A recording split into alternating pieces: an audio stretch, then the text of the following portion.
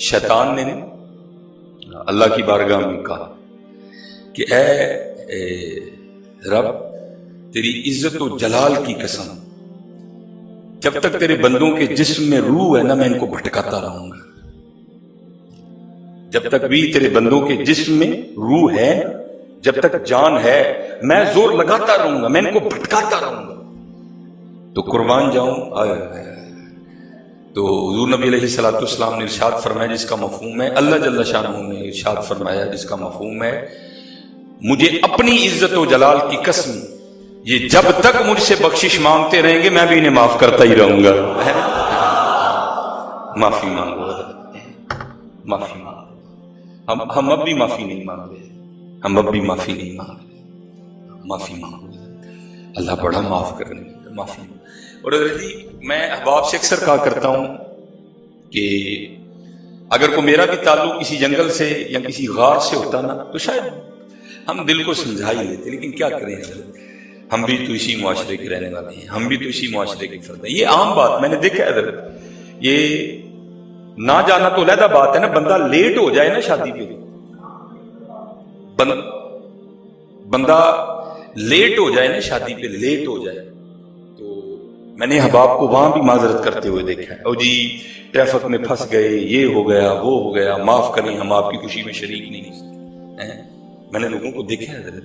اللہ traffic میں ہو سکتا نہ لیٹ ہوں، گھر پہ لیٹ ہو گئے ہوں، لیکن کیا ہے وہ آگے سے عذر دیں گے، بھائی ٹریفک میں پھنس گئے، یہ ہو گیا وہ ہو گیا، ہم آپ کی خوشی میں شریک نہیں ہو سکے، ہمیں معاف کر دیں. لیکن حضرت جی دکھ کی بات ہے کبھی ہم نے اپنے رب سے بھی معافی مانگی ہے؟ نہیں مانگی ہے، نہیں مانگی، نہیں مانگی. نہیں حضرت معافی مانگو اپنے رب سے، اللہ بڑا معاف کرنے والا ہے. اور یہ جو کچھ ہے حضرت یہ ہمارے گناہوں کی نحوست ہے، اللہ بہت معاف کرنے والا ہے. اپنے رب سے معافی مانگو، سچی توبہ کرو. دکھ کی بات ہے ایک تو یہ ہے نا کہ یہ گناہ کر کے ہم پچھتا نہیں رہے. اب آگے شیطان ہمیں یہاں لے آیا ہے کہ ایک تو کر رہے ہیں اور اوپر سے پھر حضرت اس پہ ہم نے دلیلیں بھی ڈھونڈ لی. ایک تو ہوتا نا چلو ایک بندے نے داڑھی نہیں رکھی، آپ اسے پوچھیں بھائی داڑھی نہیں رکھی، وہ آگے سے معافی مانگ لے. غلطے دعا کر اللہ میں توفیق بھی دے. اللہ میں نہ توفیق کی بات کرے گا نہ معافی کی بات کرے گا. کیا کرے گا؟ آگے سے دلائل دے گا. کتنے لے ہے جی؟ کہاں لکھا ہوا ہے؟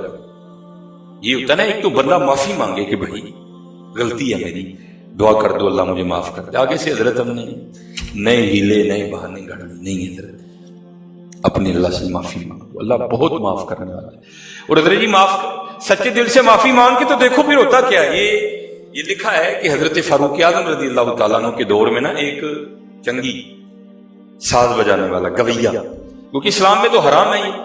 حضرت فاروق اعظم رضی اللہ تعالیٰ عنہ نے کئی بار اس کو روکا، اس کو کوڑے بھی پڑے، لیکن وہ باز نہیں آتا تھا. چھپ چھپا کے اس نے پھر کہیں نہ کہیں محفل سجائی لیں گی. لیکن کیا ہوا؟ بڑھاپا آ گیا.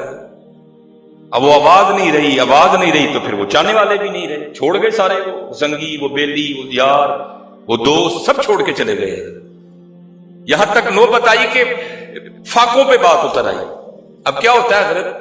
آئے ہائے جب سارے دروازے بند ہوتے ہیں نا تو بندہ پھر ہی اس در پہ جاتا ہے.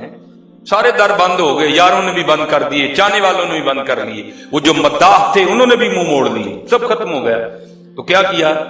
وہ جو ہے نا وہ جنت البقیع شریف میں آیا اور لیٹ کے نا ایک درخت کی چھاؤں میں تو اپنے اللہ کو پکارتا ہے. کیا شیطان نے کہا؟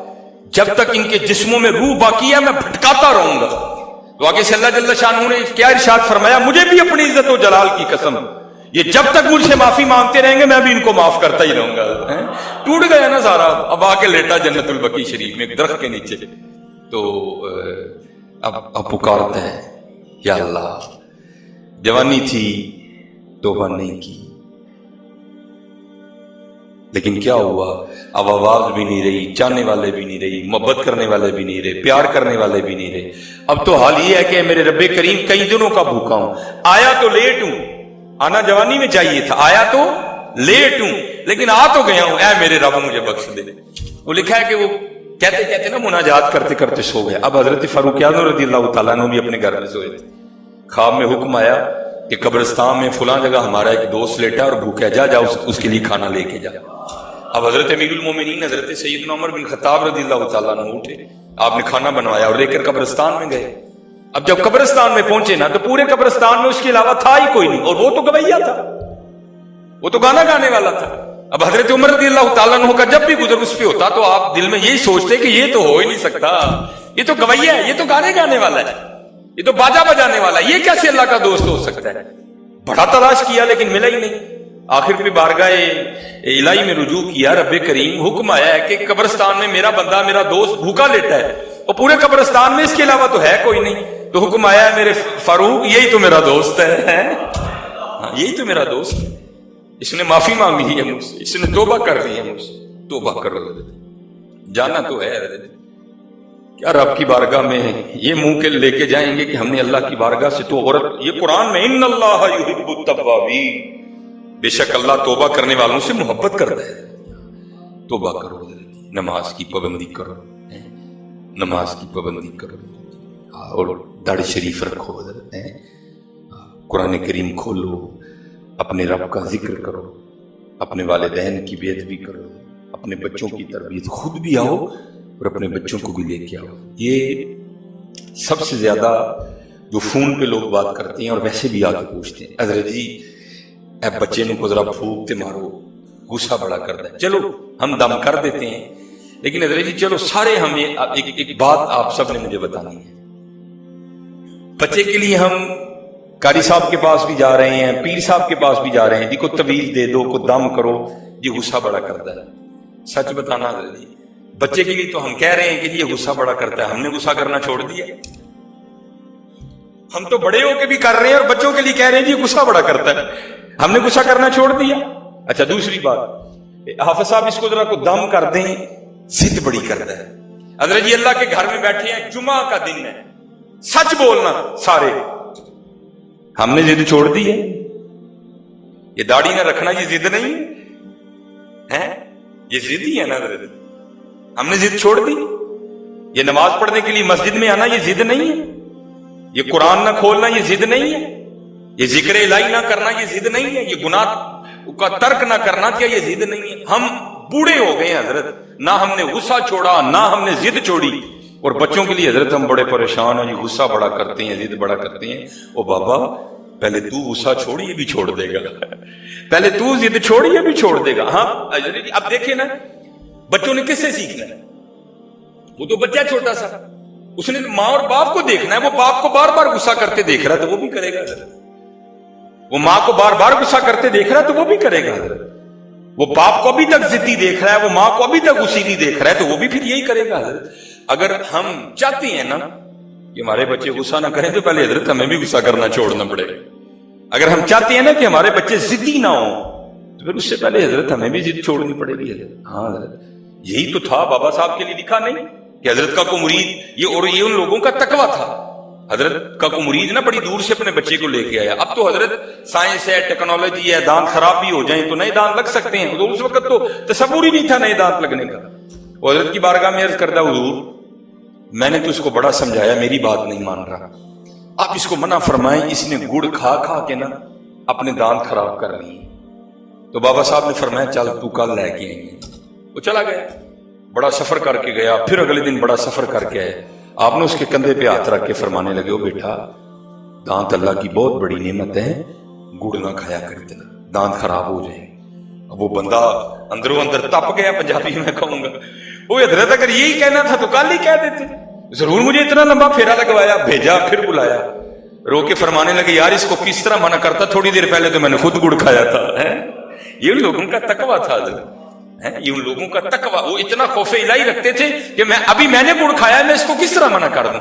حالانکہ اس کا باپ یہ نہیں کہہ رہا کہ حضرت اس کو گڑ سے منع کریں، وہ کہہ رہا ہے کثرت گڑ سے منع کریں، لیکن ان لوگوں کا کتنا تقویٰ تھا حضرت کہ نہیں اس کو منع کیا، کیونکہ ابھی میں نے گڑ کھایا۔ فرمایا بھائی پہلے میں چھڑے آئے تو پھر انہوں نے بھی موڑ دے، بھائی میں ابھی تک غصہ کر رہا ہوں بوڑھا ہو کے، اور بچے کے لیے میں بڑا پریشان ہوں جی، غصہ بڑا کرتا ہے، میں بوڑھا ہو گیا حضرت جی، ہیں بال سفید ہو گئے ہیں، آنکھیں کمزور ہو گئی ہیں، میں ابھی تک ضد نہیں میں نے چھوڑی، اور بچوں کے لیے ہم بڑے پریشان ہیں جی، یہ ضد بڑی کرتا ہے۔ نہیں حضرت پہلے خود چھوڑے، وہ آٹومیٹک چھوڑ دیں گے، ہاں چھوڑیں حضرت۔